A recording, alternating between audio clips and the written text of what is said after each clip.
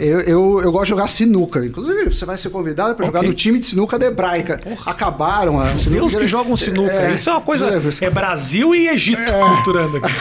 Mas sinuca, por exemplo, é um bom exemplo disso. Porque fisicamente, eu sei tudo que tem que fazer na mesa. Como mata, o ângulo, onde... Mas chega na hora eu sou um bosta. Por quê? Porque falta esse negócio de talento. Mesmo o jogador de futebol, quando ele bate aquela falta perfeita, você pode calcular o ângulo. Não, saiu com aquela força. Mas não é assim. Mas o que eu vejo, e aí falando um pouco da sua área, o humorismo, né? Tem, claro, talentos diferentes, mas eu vejo que as pessoas muitas vezes vão para a carreira do humor sem pensar que você precisa ter uma estrutura, assim, quantas horas eu vou me dedicar por dia, o que eu vou fazer, quais projetos vão entrar. Se para mim chega vários projetos, para você deve chegar centenas de e-mail de um monte de ideia, mas você tem uma questão de renúncia. Isso é uma coisa importante da economia que vale para todo mundo. Cada escolha é uma renúncia. Eu tá aqui, eu renunciei. O quê? Ficar vendo TV, tá com meu filho, fazer qualquer coisa. Mas o difícil não é escolher, é renunciar. E a vida faz parte de renúncias. Então, a gente fala muito escolha, né? Você pode ter o cargo que você quiser, o carro que você quiser, no sentido de objetivo de vida. Mas a questão é o que você vai renunciar para cada coisa. E a gente fala pouco disso, né? A vida é feita de renúncias. Escolher, eu acho que é a parte mais fácil. As escolhas são mais simples do que as renúncias, você fala. E falando em escolha, tem uma coisa de economia que você vai gostar muito, porque tem a ver com a sua área. Chama teoria da escolha, ou paradoxo da escolha. Ter opções é bom. É bom ter opções. Perfeito. Mas ter muitas opções é uma merda. É horrível. Você está fudido se tiver muita opção. Com certeza. Porque... Eu fico muito feliz de ter queimado meu filme a ponto de não ter tantas opções hoje em dia. Isso foi bom. Foi mesmo. Porque se tivesse... Eu tô aqui com você fazendo algo que tá dando muito certo. Exatamente. Que eu pude me dedicar porque certas portas se fecharam. Mas você pode ver outros humoristas começaram a fazer um monte de coisa e se perderam no sentido da identidade. Talvez do negócio de dinheiro, não. Mas a gente tende a querer muitas opções. E muitas opções é ruim. Tem um estudo de um judeu, do Barry, que chama um livro dele chamado Paradoxo da Escolha, que isso começou no... Que é um livro maravilhoso, tanto que você memorizou o nome. Esse é melhor que o outro. Porra, esse é muito melhor. Mas o outro é para dar aquela rabino, sei lá. Tá. Pesquisa aí. Pesquisa aí. O que ele faz? Tem um estudo clássico que não é dele, mas ele cita no livro, que ele te dava... No supermercado te dava degustação de geleias. Então, você tinha 24 sabores de geleias, você podia experimentar 1, 2 ou nenhum, ou todos, e aí via quantas pessoas compravam. Mais ou menos 1 a cada 33 pessoas que degustou compra uma geleia. E depois eles fizeram o mesmo estudo, né, tentando manter público, porque em economia também tem uma coisa científica, não adianta você pegar um público A e depois um público E e querer comparar resultado, tem que ser mais ou menos igual, Sim. idade, renda, sei lá. Depois eles pegaram só com 6 sabores de geleias. Quando você tem 6 sabores de geleia, você... a conversão, em vez de ser 1 a cada 33, foi 1 a cada 3. Por quê? Porque no nosso cérebro, quando eu escolho entre 6 opções, eu escolho uma, mas eu estou eliminando 5. Sim. Quando eu faço 24, eu estou eliminando 23. Você está eliminando uma galera, e aí é confuso, né? Mas você voltar ao caso da Anitta, para não falar de Neymar de novo.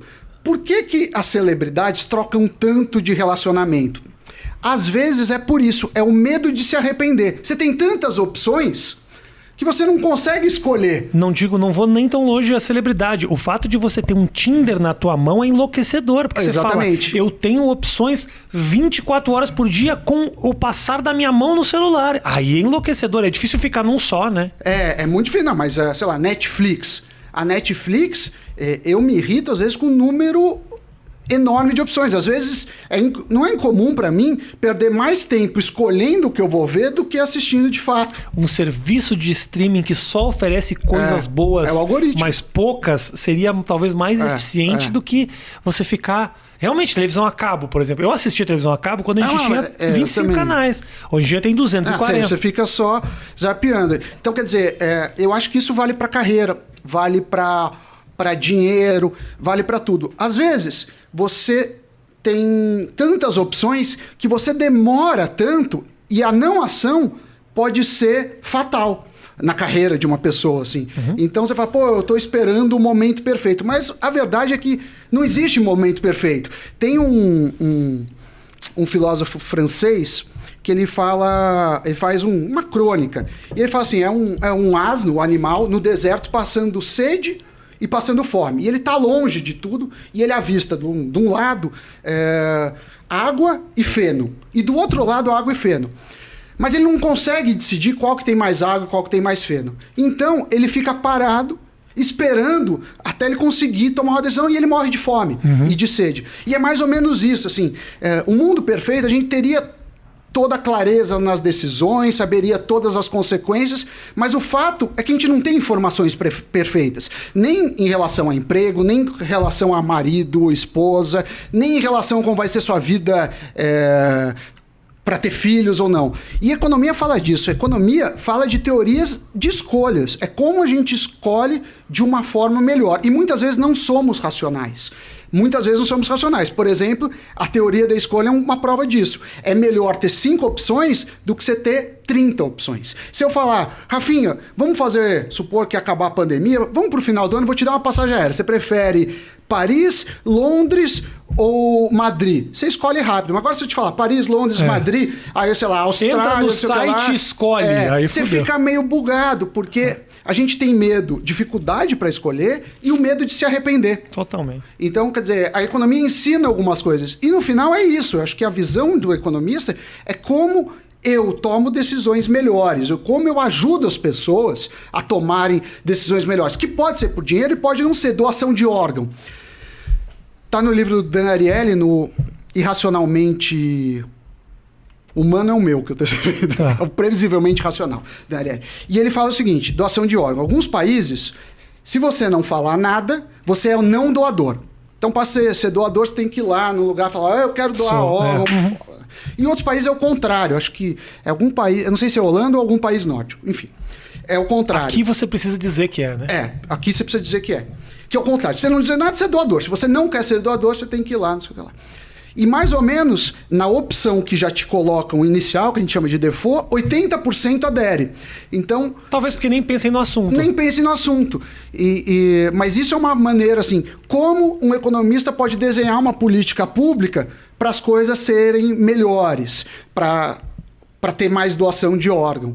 E sem tirar a liberdade do indivíduo falar, eu não quero ser doador ou eu quero ser doador. Então, isso que eu acho que é a grande sacada e que eu acho que é legal falar aqui, que as pessoas acham que economista cuida só de dinheiro. Sabe, judeu, então, é sempre para onde vai o dólar, sabe? Não são esses os problemas. Ou, se não, que economista tem que ser pão duro. Vamos economizar o cafezinho, porque aí no final do ano você vai ter tanto. Eu acho uma bosta isso. Eu odeio quando fazem reportagem com a criança que não viveu nada e ficou juntando a vida inteira. A questão é... Mas dá uma raiva. Eu não quero meu filho assim. Meu filho... vai videogame. Assim, cara, o dinheiro não é tudo. É claro que a gente não pode educar de uma forma que a pessoa vai ser um devedor, um comprador inveterado. Mas, cara, o meio termo é bom.